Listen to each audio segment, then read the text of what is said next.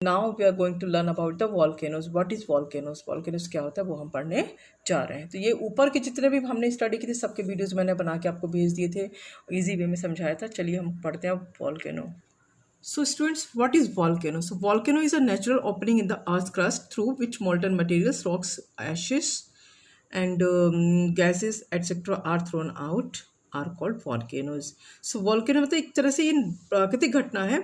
इसमें जो है हमारा मोल्टन मटेरियल्स जो है, लावा है, जो रॉक्स हैं, पत्थर हैं, कंकड़ हैं, राख है, गैसेस है, ये सब बाहर आती हैं.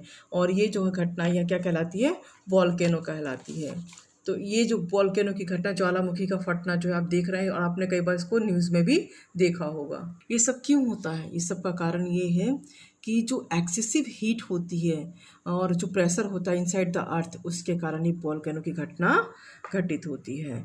पृथ्वी के इनसाइड में, पृथ्वी के अंदर की तरफ हीट की जब अति हो जाती है, बहुत अति की मात्रा में बहुत ज़्यादा जो है हीट हो जाती है, एक्सेसिव हीट हो जाती है, तो ये जो है एक्सेसिव हीट के कारण जो प्रेशर बढ़ता है. प्रेशर से फिर जो है जो क्रस्ट जो है वो फट जाता है, ज्वालामुखी फट जाता है और वॉल्केनो फट जाता है, वॉल्केनो बनता है. ये वॉल्केनो की घटना घटित होती है.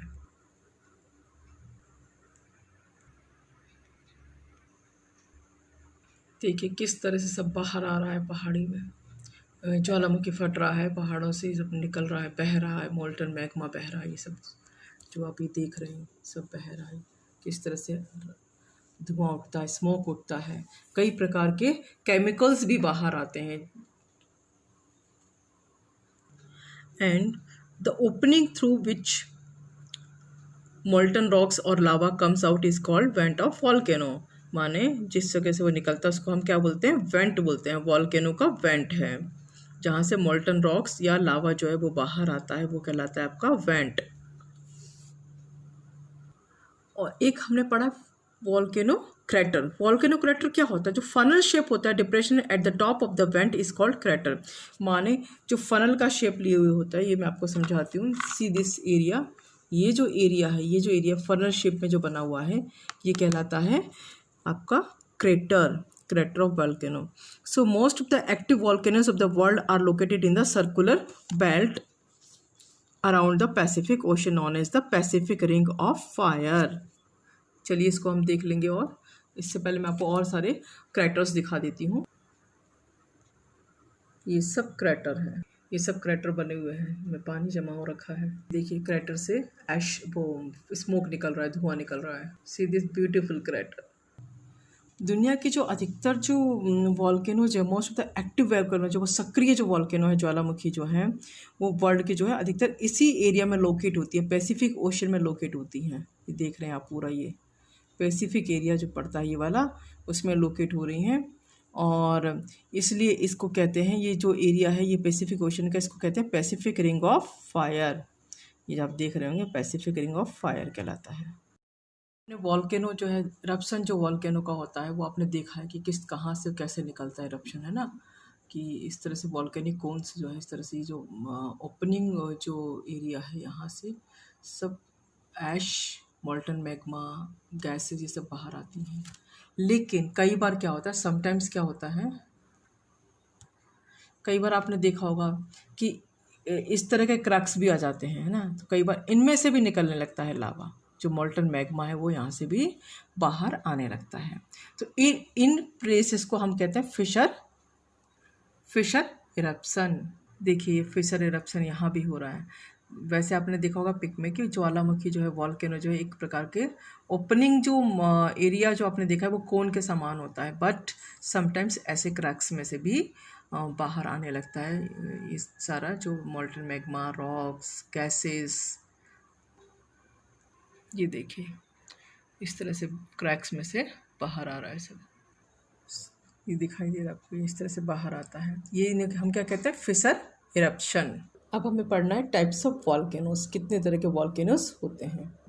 Depending on the frequency of eruption the volcanoes can be classified as active, dormant and extinct.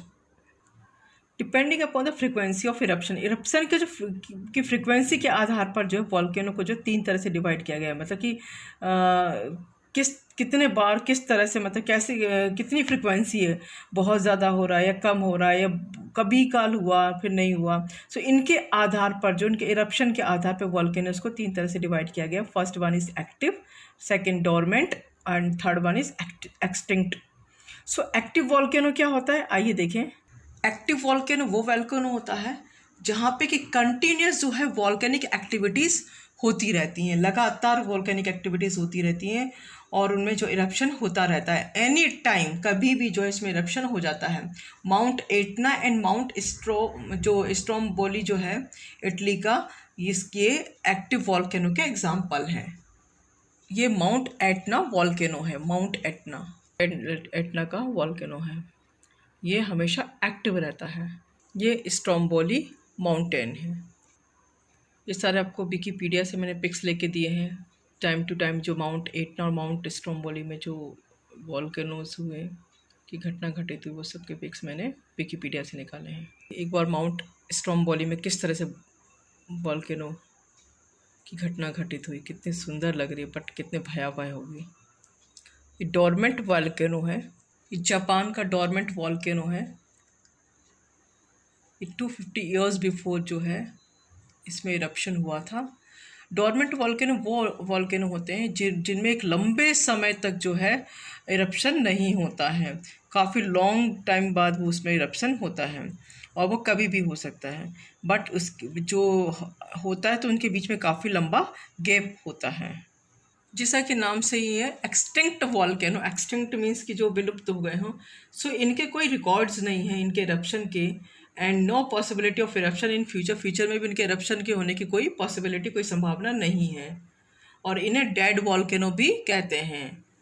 और जो किलिमंजारो जो है जो ईस्ट अफ्रीका में, और माउंट जो रेनियर जो है इन यूएसए में, ये जो है एक्सटिंक्ट वॉल्केनो के एग्जाम्पल हैं। So students, over and all जो हमारा जो वॉल्केनो के ऊपर था कंटेंट्स जितने भी थे उसमें हमने इसको कवर किया है। होप आपको अच्छा लगा होगा। सो अगर ये पसंद आता तो इसको लाइक ज़रूर करिए।